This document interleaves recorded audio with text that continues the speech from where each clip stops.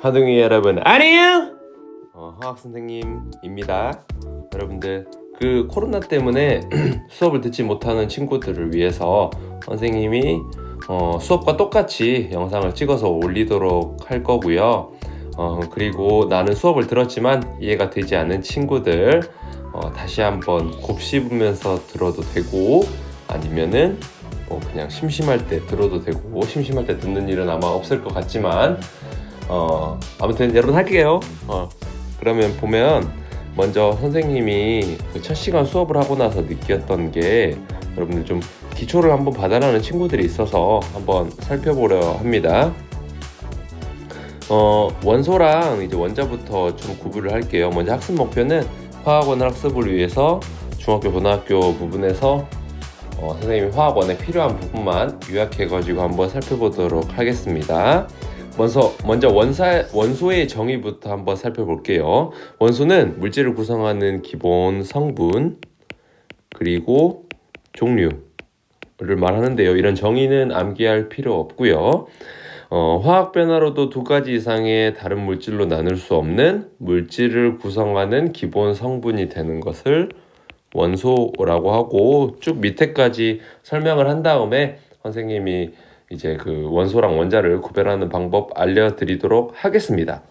네, 먼저 원소 기호 같은 경우 한 글자로 표시를 하면 대문자로 쓰면 되는데, 수소 같은 경우는 하이드로젠의 약자 H, 산소 같은 경우는 옥시즌의 약자 O, 탄소는 카본의 약자 C 이렇게 쓰면 되고요. 두 글자인 경우는 첫 번째 글자는 대문자, 두 번째 글자는 소문자로 쓰면 되겠습니다. 그래서 구리 같은 경우는 C 이렇게 쓰면 탄소랑 여러분들 헷갈릴 수 있잖아. 그래서 Cu, 코발트는 Co, 그리고 철은 F만 쓰면 플로르랑 똑같다고 느낄 수 있기 때문에 Fe까지 쓰면 되겠습니다. 그러면 여러분들이 이제 조사를 해보면 되겠지만, 선생님이 원소 기호 대표적인 거 몇 개 써드릴게요. 나트륨은 Na, 납은 Pb, 마그네슘은 Mg, 망가는 Mn, 바륨은 Pa, 리튬은 Li, 아이오딘 I, 수은 Hg, 아르곤 Ar, 아연 Zn, 알루미늄 Al, 염소 Cl, 붕소 B, 은은 Ag, 그리고 E는 P, 주석 Sn, 질소 N, 카드뮴 CD, 칼슘 Ca, 칼륨 K, 크로뮴 Cr, 황 S, 플로린 F, 헬륨 He 이렇게 쓰면 되겠습니다. 다음으로 이제 원자의 정의를 한번 살펴볼 건데, 원자는 물질을 구성하는 기본 입자예요. 그래서 이 원자는 어떻게 구성이 되어 있냐면, 그림과 같이 가운데 이제 원자핵이라는 부분이 있고요. 이 원자핵은 원자의 질량을 결정하는 성질이 있습니다. 그래서 양전하를 띠는 양성자라는 물질이 있고요. 양성자, 그리고 전하를 띠지 않는 중성자가 있습니다. 그리고 이제 그 주변을 이런 일정한 궤도를 따라서 운동하는 전자라는 친구들이 있어요. 그래서 이 전자까지의 둘레를 토대로 우리는 이 전체를 원자의 크기라고 하고요. 아까 방금 살펴봤듯이 그 중에서 이 원자핵이 질량을 결정한다. 이렇게 다시 한번 복습할 수 있겠죠. 전자는 그러면 원자의 크기를 결정을 하고요. 그러면 이제 원자를 구성하고 있는 원자핵과 전자에서 관련 특성들을 한번 살펴보도록 할게요. 양성자가 하나 있으면은 우리는 그 양성자의 전하량을 플러스 1이라고 계산을 할 수 있고요. 물론 전자도 하나 동일하게 있으면 마이너스 1이라고 있지만, 그 상대적인 질량을 측정을 해보니까 양성자 하나를 1g이라고 쳤을 때 전자는 무려 1837배만큼 작다는 거예요. 그러니까 양성자에 비해서 전자는 매우 질량이 작다라고 받아들이면 되겠어요. 이 1837배 이런 숫자들 암기할 필요 없습니다. 그래서 이제 원자핵 같은 경우는 아까 살펴봤듯이 원소 기호를 결정하는 원자 번호를 결정하고요. 원자 번호니까 원자 번호가 예를 들어서 11번이면 나트륨이지만 12번이면 마그네슘이거든요. 그런 것처럼 이제 전혀 원자 번호가 달라지면 다른 물질이 될 수 있기 때문에 양성자는 화학적 성질을 결정하고, 중성자 같은 경우는 동위 원소라고 해서 우리가 양성자는 똑같은 탄소지만 또는 질소지만, 중성자, 즉 이제 중성자는 질량을 결정을 하는데, 이제 중성자가 달라지면서 똑같은 물질이지만 질량이 다른 관계를 동위원소라고 하는데, 동위원소를 이제 결정을 하는 게 중성자의 역할이다, 이렇게 보면 되겠습니다. 전자 역시 화학적 성질을 결정하죠. 선생님이 수업 시간에 설명했던 예시, 우리 Fe라고 하면은 철, 쇳덩어리지만 Fe 플러스 1학년 때 배웠을 거예요. E 플러스는 이건 어떻게 해석할 수 있어? 양성자가 전자보다 몇 개 더 많은 거야? 2개 더 많다라고 해석할 수 있겠죠? 양성자가 전자보다 2개 더 많은, 즉 이제 중성 상태에서 전자를 2개 잃은 상태 같은 경우는 우리가 철 분자 또는 계란 노른자에서 철이라고 보는 우리가 섭취할 수 있는 성분이 되겠죠. 그래서 전자를 잃어도 전자도 화학적 성질을 결정한다, 이렇게 보시면 되겠습니다. 중성 원자 같은 경우는 원자는 정기적으로 이제 중성 상태일 때 양성자 수랑 전자 수가 동일하게 되겠죠. 그래서 예시를 들어서 설명을 해보면 붕소 같은 경우는 원자번호 5번이기 때문에 원자번호 양성자 수 결정한다고 여기서 지금 빨간색으로 네모치는데 설명했었잖아. 그래서 원자번호 5번이고요. 지금 위에 아무것도 표시가 안 돼 있기 때문에 중성 상태니까 전자도 5개 이렇게 표시할 수 있겠고, 나트륨 같은 경우는 원자번호 11번인데 위에 플러스가 써져 있잖아요. 그 말은 전자는 1개 더 적은 10개이다, 이렇게 설명할 수 있겠습니다. 그럼 다음 페이지로 넘어가서 이제 원자의 표시 방법 살펴보도록 하겠습니다. 이 페이지로 넘어가서 이제 원자의 표시를 살펴보면 이런 식으로 XAZ라고 해서 이제 원자를 표시할 수 있는데요. 여기서 앞에 아래 첨자에 작게 쓴 A는 원자 변호를 결정하는 양성자 수입니다. 그리고 이제 중성 상태일 때는 양성자 수랑 전자 수가 똑같으니까 중성 상태일 때 전자 수도 될 수 있겠죠. 그리고 이제 위첨자에 써주는 이제 Z 질량수는 질량이라고 생각을 하면 좋을 것 같다. 아까 질량은 선생님 원자 핵의 질량을 결정하기 때문에 양성자 수랑 중성자 수를 합친 값이라고 쓸 수 있겠죠. 그러면 옆에 있는 예시를 살펴보면 탄소 같은 경우 유혹 써져 있으니까 원자번호 6번이고 양성자 수가 6개인데 위에 질량수는 10이라고 했으니까 질량수는 양성자 수 플러스 중성자 수라고 있었잖아. 그 값이 10이니까 양성자 수가 6이고 중성자 수를 모르니까 x라고 했을 때 6 플러스 x는 10이니까 x는 6, 즉 중성자 수는 6개이다, 이렇게 표시할 수 있고, 여기 지금 빨간색으로 네모치는 위에 아무 표시도 없다는 뜻은 중성 상태라는 뜻이니까, 중성 상태면 양성자랑 전자 수가 똑같으니까 전자 수도 6개가 된다, 이렇게 표시할 수 있겠죠. 그럼 다음으로 넘어가서 이온 살펴보도록 하겠습니다. 이온은 중성의 원자나 또는 원자들이 모여있는 원자단이 전자를 잃거나 얻어서 전하를 띠게 된 입자를 양이온 또는 음이온이라고 하는데요. 전자를 잃게 되면, 전자를 잃으면 양성자 수보다 전자가 부족하니까 플러스 전하를 띠는 양성자 수가 더 많아지고 플러스 전하량이 더 많아지는 양이온, 그리고 반대로 외부로부터 전자를 얻어서 전자가 더 많아지게 되면 전자 수가 더 많아지니까 마이너스 전하량이 더 많아지는 음이온이 되겠습니다. 그럼 밑으로 넘어가서 이온의 표시 방법 살펴볼게요. 이온의 표시 방법은 원소기의 오른쪽 위, 지금 선생님이 동그라미 치는, 빨간색으로 답시하면 동그라미 치는 부분에다가 우리가 양성자 수는 변함이 없다고 했었잖아. 그리고 이제 잃은 전자의 개수를 써주면 되는데 그 잃은 전자의 개수를 플러스 부호 쓰고 플러스 부호를 붙여주면 됩니다. 한번 예시를 한번 해볼게. H가 전자 한 개를 잃으면 H 플러스, 나트륨이 전자 한 개 잃으면 나트륨 플러스, 마그네슘이 전자 두 개 잃으면 마그네슘 2 플러스, 알루미늄이 전자 3개 잃으면 알루미늄 3 플러스 이렇게 쓰고 음이온은 반대로 얻은 전자의 개수를 써주고 마이너스를 붙여주면 됩니다. 그래서 플로르가 전자 하나 얻으면 플로르 마이너스, 산소가 전자 2개 얻으면 산소 2 마이너스, 염소가 전자 1개 얻으면 Cl 마이너스, 황이 전자 2개 얻으면 S2 마이너스 이렇게 쓰면 되겠습니다.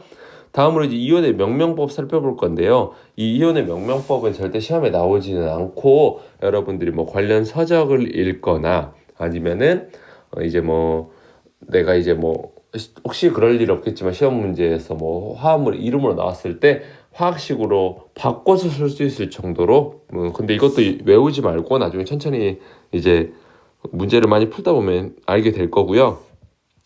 그리고 선생님이 여기에 대해서 이제 대략적인 규칙을 알려드릴 거고 이 규칙이 항상 적용이 되는 건 아니기 때문에 이런 경향성이 있구나, 이런 거 보면 대충 이런 물질이구나 이렇게 파악할 수 있는 용도로만 사용하면 되겠습니다.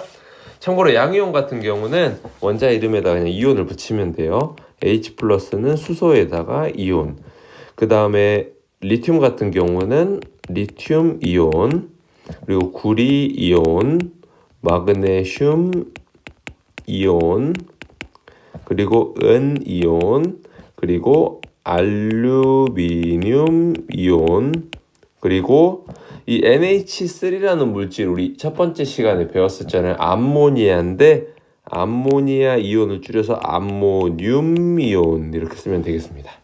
음이온 같은 경우는 주로 화를 붙여주는 경향성이 있는데 염소랑 산소처럼 가운데 소가 들어가게 되면 여기 나와 있는 것처럼 산소화가 아니라 산화, 소를 생략하고 염소화가 아니라 염화라고 쓰면 되겠습니다. 그래서 F- 같은 경우는 플로린화 이온, 그리고 여기 나와 있는 군들은 다원자 이온이라고 하는데 다원자는 원자가 많다는 뜻이에요.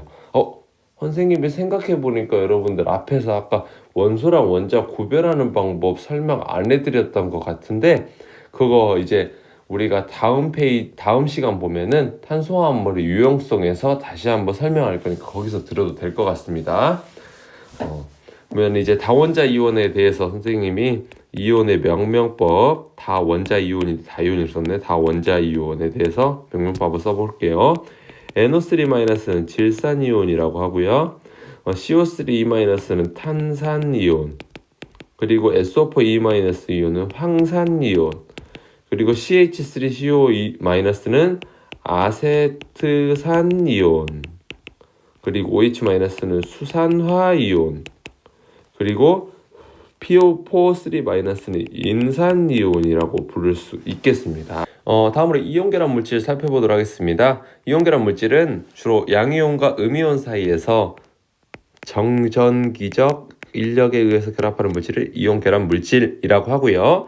일반적으로 금속 원소랑 비금속 원소 사이에서 우리가 정전기적 인력에 의해서 결합하는 게 이온결합 물질인데 대표적인 예시로 NaCl이라는 염화 나트륨이라고 읽고요. 밑에서 이온결합 명명법 읽는 방법 알려드릴 건데 염화 나트륨이라고 하고요. 소금 우리가 잘 알고 있는 물질이죠.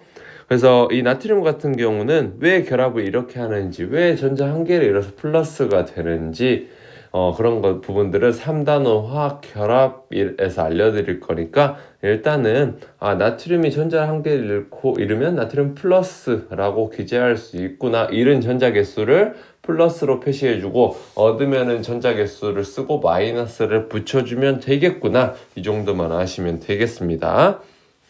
그래서 이제 나트륨 같은 경우는 전자 한 개를 잃고요, 나트륨 플러스가 되고 염소 같은 경우는 염화이온은 전자 한 개를 얻어서 염화이온 마이너스로 변하게 됩니다. 그래서 이제 이 플러스 1과 마이너스가 결합을 해서 NaCl이라는 염화 나트륨 물질이 만들어집니다. 그러면 밑으로 넘어가서 이제 이온 결합 표시 방법 볼게요. 정기적으로 이제 중성이 돼야 되는데 중성이 되도록 총 전하량이 똑같아지도록 총 전하수네요. 네, 전하수가 똑같아지도록 결합을 하면 됩니다. 다원자 이오 같은 경우는 2개 이상이 저기 있으면 괄호로 묶어준다고 하는데 그 부분에 대해서는 우리가 예시를 보면서 살펴보도록 하겠습니다. 나트륨 Na 플러스는 플러스 1이고 염소는 마이너스 2니까 전체 중성이 되기 위해서는 하나 대 하나의 비율로 결합하면 되잖아. 그래서 NaCl 이렇게 쓰면 되고요. 마그네슘 2 플러스 2고 염소는 마이너스 1이니까 전체 중성이 되려면 1대 2의 비율로 결합을 하면 되잖아. 그래서 선생님이 화학결합에 참여할 때는 이렇게 작은 숫자로 써주면 된다고 했기 때문에 이 의미는 마그네슘 1개랑 염소 2개가 결합을 했다 이렇게 볼 수 있겠죠. 그러면 Na 플러스랑 CO3 2-는 Na가 2개 결합하고 CO3는 1개만 결합한 데서 Na2CO3라고 하면 되고, 여기 칼슘 2 플러스랑 NO3- 질산 이온 같은 경우는 Na, NO3, 2 이렇게 결합해주면 돼요. 여러분들 CaNO3, 2 이렇게 결합하면 NO3가 2개 결합한 건지 아니면 NO32가 결합을 한 건지 헷갈릴 수 있잖아. 그래서 NO3하고 괄호를 쳐주는 거예요. 이게 2번의 설명이다. 이렇게 보면 되겠습니다. NH4랑 SO4 2-는 NH4가 2개 결합할 때 괄호치고 SO4 이렇게 쓰면 되고요. 다음으로 이제 CA2 플러스랑 산소 2-니까 1대1의 비율로 결합해서 CaO 이렇게 쓰면 되고, Mg2 플러스랑 SO4 2- 플러스 2랑 마이너스 2니까 MgSO4 이렇게 쓰면 되겠습니다. 이제 다음으로 넘어가서 이온결합 명명법 살펴보도록 할게요. 이온결합 명명법은 우리가 음이온을 먼저 읽고 그리고 양이온을 읽어주면 됩니다. 그래서 이제 두 종류의 이제 원소로 구성된 물질 같은 경우는 음이온을 읽고 화를 붙여주고 그 다음에 양이온을 읽어주는 경향성이 있는 거예요. 아까 말했듯이 절대적인 규칙성이 아니라 그냥 그런 경향성이 있구나 이렇게 보면 되겠습니다. 여기 보면 음이온부터 읽어주면 산소 알루미늄이니까 선생님이 소가 들어가면 화로 바꿔주면 된다고 했었잖아. 산화알루미늄. 그리고 염소 칼슘에서 염화칼슘, 그리고 산소 망가니즘, 산화망가니즘, 그 다음에 염소 마그네슘, 염화마그네슘, 그리고 염소 나트륨, 염화나트륨, 그리고 염소 알루미늄, 염화알루미늄, 그리고 염소은, 염화은, 그리고 산소구리, 산화구리, 그리고 산소칼슘, 산화칼슘, 그리고 아이오딘 화칼륨 또는 뭐 요오드 화칼륨 똑같습니다. 선생님 아이오딘 화칼륨이라 쓸게. 둘 다 상관없습니다. 그 다음에 이 다원자 같은 경우는 다원자 이온에다가 다원자 이온 부르고 양이온 이름 불러주면 돼. 아까 SO4 2-는 황산이었잖아. 그래서 황산나트륨. 그리고 아까 NO3-는 질산이었으니까 질산은. 그리고 역시 질산나트륨. 그리고 수산화 바륨. 줄 쓸게요. 수산화 칼슘. 그리고 수산화 암모늄, 그리고 탄산 칼슘, 그리고 이 HCO3라는 물질이 새로 나왔잖아요. HCl-는 우리가 두 가지로 부를 수 있습니다. 중탄산 칼슘이라고도 하고요. 중이 이제 무거울 중자에서 탄산칼슘보다 수소가 하나 더 있어서 무겁다는 뜻이기도 하고요. 또는 탄산에다 수소 붙어 있어요. 탄산수소 중탄산 이온인데 선생님 잘못 썼는데 탄산수소 이온이라고도 씁니다. 여러분 지우고 다시 쓸게요. 중탄산 이온 또는 탄산수소 이온 이렇게 씁니다. 그래서 뭐 선생님은 탄산수소로 쓸게. 탄산수소 이온에다 칼슘, 그 다음에 탄산수소 나트륨, 그리고 OH-는 수산이니까 수산화 나트륨. 다시 쓸게요. 이거 선생님이 잘못 써. 수산화 나트륨 이렇게 쓰면 되겠죠. 다시 한번 이야기하지만 이름은 절대 암기할 필요가 없고 그냥 이런 규칙이니까 나중에 우리가 이름으로 화합물을 들었을 때 나중에 찾을 수 있을 정도로만 그냥 천천히 연습하면 자동으로 될 거니까 걱정하지 않으셔도 됩니다. 다음으로 넘어가서 이제 분자 살펴볼게요. 분자는 물질이 끝없이 쪼개 나갈 때 고유한 성질을 가지면서 작은 단위라고 해서 셀 수 있는 독립된 단위체고 우리 비금속 원자랑 비금속 원자들이 전자를 공유해서 결합되는 물질입니다. 그래서 이 공유 결합 물질 중에서도 우리가 결정이 아닌 애들 흑연, 석영, 석영이 이제 이산화규소로 만들어진 유리 물질이니까 그리고 다이아몬드 있다고 했었고 이온 결합 물질과 금속 결합 물질 공유 결합 물질이 아니라고 했었죠. 공유 결합 물질이지만 다시 한번 설명. 공유 결합 물질이지만 결정으로 존재하는 물질들이다. 이렇게 설명을 했어요. 다음 페이지로 넘어가서 이제 공유 결합 살펴볼게요. 공유 결합은 비금속 원자들이 전자쌍을 공유해서 가장 바깥 전자 껍질의 전자를 2개 또는 8개를 채워서 안정화되는 결합인데 왜 2개를 채웠는지 또는 왜 8개를 채워서 안정이 되는지는 선생님이 나중에 그 수업 시간에 3단원 화학결합 시간에 자세히 알려드리도록 할 테니까 일단은 우리가 혹시 기억하고 싶은 친구들은 첫 번째 전자 껍질에는 전자를 2개 그리고 두 번째 전자 껍질에는 전자를 8개 채우려고 한다. 이 정도 알아두시면 좋을 것 같고요.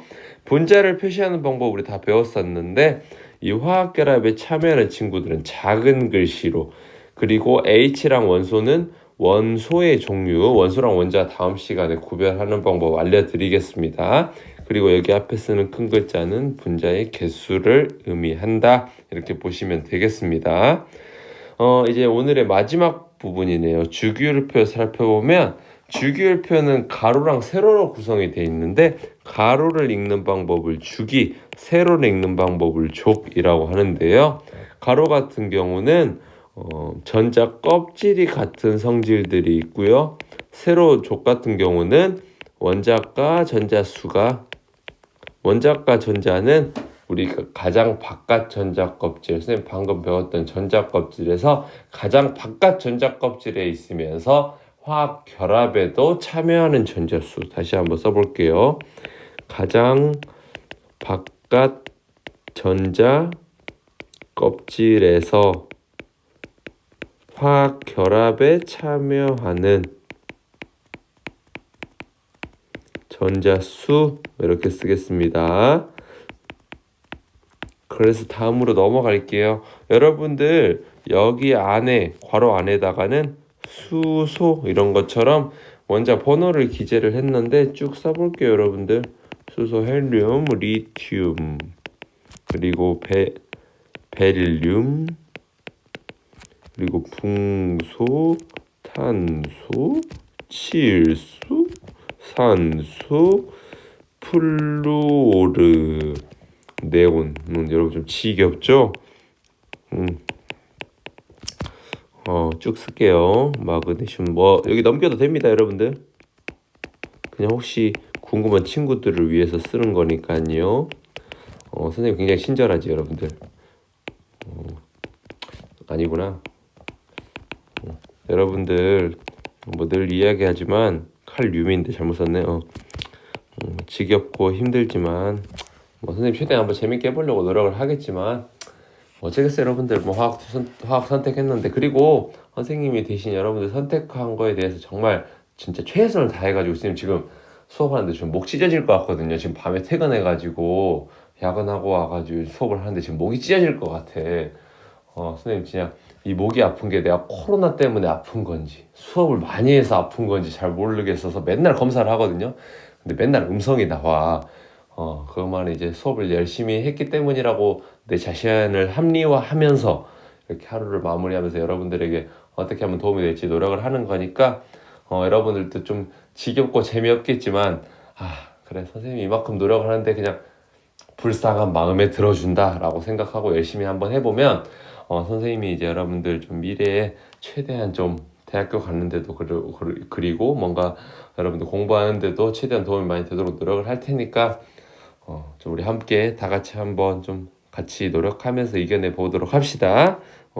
굉장히 잡소리가 좀 길었고요. 이제 마지막 볼게요. 비활성 기체는 18쪽 원소로 가장 바깥 전자 껍질에 존재하면서 원자과 진자수는 0인데 왜 원자과 진자수가 0이냐면 18쪽 원소들은 결합에 참여를 하지 않습니다. 그래서 우리가 잘 알고 있는 뭐 헬륨, 네온, 아르곤 이런 데 굉장히 안정하거든요. 뭐 우리가 헬륨 가스 막 터지고 이러는 건 아니잖아. 그리고 우리가 간판에 쓰는 네온사인 막 터지고 막 이러는 건 아니잖아요. 터진다는 거는 뭐냐면 화학적으로는 반응을 한다는 뜻이에요.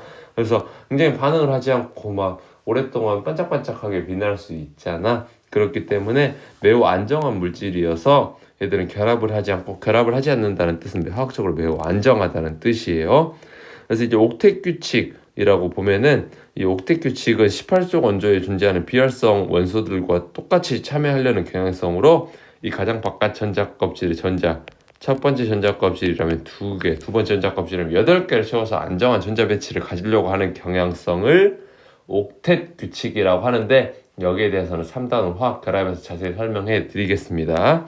이 마지막으로 이제 금속 원자 같은 경우는 주기율표를 금속 원소랑 비금속 원소로 나눌 수 있는데 금속 원소는 원자과 진자수가 보통 3개 이하, 비금속 원소는 4개 이상인데 금속 원소 같은 경우는 3개 이하이기 때문에 전자를 잃고 양이온이 되려는 경향성이 많고 비금속 원소는 전자를 얻어서 음이온이 되려는 경향성이 많다.